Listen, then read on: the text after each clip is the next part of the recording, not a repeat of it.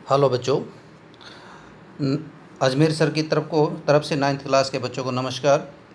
प्यारे बच्चों, आज की जो विज्ञान की वर्कशीट आई है 30 सितंबर 2020, वर्कशीट नंबर 38, वो बल तथा गति के नियम पाठ नंबर 9 से है। आज हमारा टॉपिक है वो है बल। देखिए जिज्ञासा दीदी, मैंने देखा है कि जब मैं खिलौनों को खींचता या धक्का देता हूँ तो यह चलने लगता है। क्या हमें किसी भी वस्तु को चलाने के लिए बल की आवश्यकता है? ज्ञान पूछता है जिज्ञासा दीदी से। प्यारे बच्चों, ये बिल्कुल सही बात है। हाँ ज्ञान, जिज्ञासा बताती हाँ ज्ञान।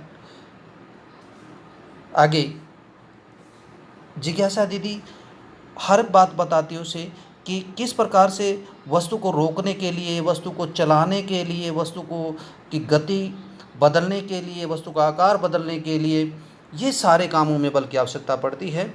जैसे रबड़ बैंड को हमने खींचना है, ट्रॉली को धक्का देना है, कार में ब्रेक लगाना भी एक प्रकार का बल है, आटा गूंथना भी एक प्रकार का बल है, किसी दीवार पे चढ़ना एक प्रकार का बल है, दीवार को धक्का लगाना एक प्रकार का बल है। इस प्रकार ये सभी बल होते हैं। अब क्वेश्चन आता है कि जो बल है ये देखिए, इसे अब हम चित्र के आधार पर समझते हैं।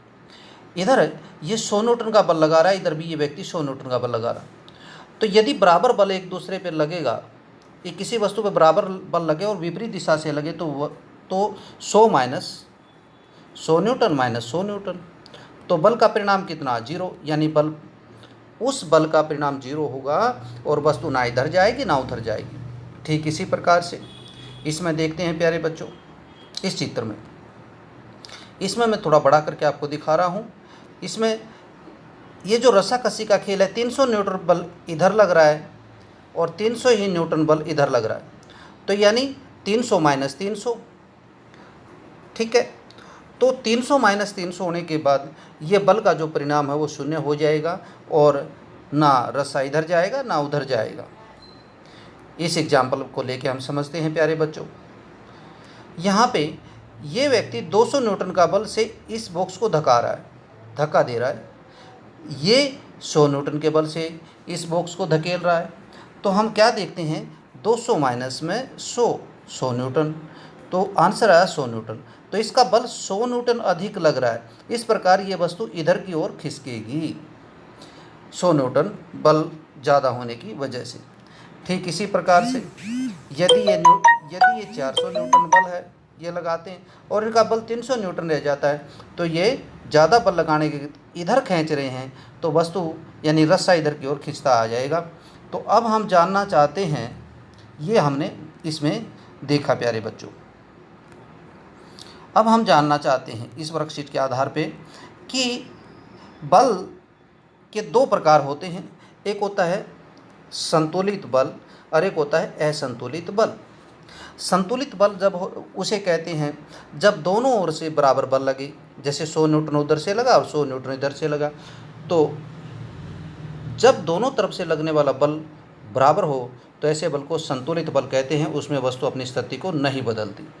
लेकिन जब बल एक तरफ से अधिक लग रहा है, एक तरफ से कम लग रहा है, तो वस्तु स्थिति बदलेगी। ऐसे बल को हम असंतुलित बल कहते हैं प्यारे बच्चों। नेक्स्ट, यदि कोई भी बल अकेला नहीं होता, ये बिल्कुल सही है। जैसे फर्श पे हम किसी वस्तु को धक्का रहे हैं, ये फर्श है और हम किसी वस्तु को इसके ऊपर धक्का दे रहे हैं इधर से, तो इस पर 2 बल लग रहे हैं। एक तो हमारे द्वारा लगने वाला बल और दूसरा बल है पृथ्वी द्वारा लगने वाला घर्षण का बल।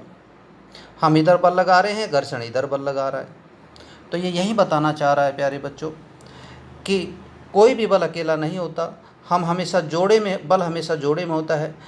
यह दोनों बल हमें हमेशा विपरीत कार्य करते हैं, विपरीत दिशा में कार्य करते हैं। जब भी दोनों में से एक बल दूसरे से ज़्यादा हो जाता है तो क्या होता है, एक दूसरे से ज़्यादा हो जाता है तो वस्तु गति करने लग जाती है। नेक्स्ट, हाँ, घर्षण बल गति की विपरीत दिशा में कार्य करता है, ये मैंने पहले ही आपको बता दिया है।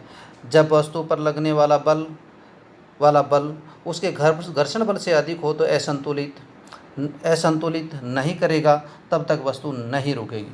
यानी कहने का इसका तात्पर्य ये है कि प्यारे बच्चों, कि जब तक वस्तु पर लगने वाला बल उसके घर्षण बल के से अधिक नहीं होगा तो वस्तु स्थिति नहीं बदलेगी। कहने का मतलब ये है कि यदि ये कोई वस्तु है, ये वस्तु है प्यारे बच्चों, ये वस्तु है और ये ज़मीन पे पड़ी है, हम इसको धक्का देना चाहते हैं। यदि घर्षण का बल 100 न्यूटन है और हमने भी 100 न्यूटन बल लगाया तो परिणाम 0 है, 100 - 100। हमें कम से कम भी 101 न्यूटन या उससे अधिक बल लगाना पड़ेगा, जब जाके ये वस्तु इस साइड में खिसकेगी। घर्षण के बल से हमें पार पाना पड़ेगा। ये कहिए जो हमने 8वीं क्लास में सीखा था। अब प्यारे बच्चों आगे बढ़ते हैं। किसी भी पिंड पर लगने वाला असंतुलित बल उसे गति प्रदान करता है। बिल्कुल सही है, असंतुलित बल ही गति प्रदान करता है। यदि बल संतुलित होंगे तो गति नहीं होगी उनमें। क्वेश्चन पे आते हैं। पहला क्वेश्चन नंबर 1। हाँ, क्वेश्चन नंबर 1, बल क्या क्या कार्य करता है? बच्चों, बल रुकी वस्तु को चला सकता है, चलती वस्तु को रोक सकता है, उसकी दिशा में बदलाव कर सकता है, ये सब कार्य कर सकता है। उदाहरण सहित व्याख्या कीजिए। हम उदाहरण दे देंगे उसका और हम उसकी व्याख्या इस प्रकार से आप कर सकते हैं। क्वेश्चन नंबर 2, घर्षण बल किस दिशा में कार्य करता है? घर्षण बल हमेशा बल के विपरीत दिशा में कार्य करता है। क्वेश्चन नंबर 3, क्या किसी वस्तु को गति देने के लिए उस पर बल लगाना जरूरी है? सोचकर अपने विचार दीजिए। बिल्कुल, यदि किसी वस्तु को हमने गति देनी है तो उस पर बल लगाना पड़ेगा और इतना बल लगाना पड़ेगा ताकि वो घर्षण के बल को पार कर सके। अगला क्वेश्चन नंबर 4 है, फर्श पर लुढ़काई गई एक गेंद और गलीचे पर लुढ़काई गई एक गेंद में से कौन सी गेंद पहले रुकेगी और क्यों? प्यारे बच्चों, जो चिकना फर्श है उस पर जब गेंद लुढ़केगी तो उसे घर्षण के बल का कम सामना करना पड़ेगा। लेकिन कारपेट या गलीचा बिछा हुआ है तो उस पर यदि गेंद हम लुढ़काते हैं तो घर्षण के बल का ज़्यादा सामना करना पड़ेगा और कारपेट या गलीचे पर लुढ़काई गई गेंद है वो जल्दी रुक जाएगी। क्यों? क्योंकि इसे घर्षण के बल का ज़्यादा सामना करना पड़ेगा फर्श की अपेक्षा।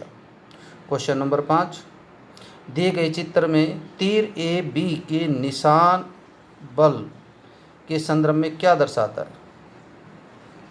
ये देखिए, चित्र को मैं थोड़ा बड़ा करके दिखा रहा हूँ। हाँ, ये जो निशान है A और B, ये घर्षण का बल इस दिशा में कार्य कर रहा है, B घर्षण का बल दिखा रहा है और A बच्चों द्वारा लगाया गया बल दिखा रहा है। तो इस प्रकार से ये थी आपकी आज की वर्कशीट।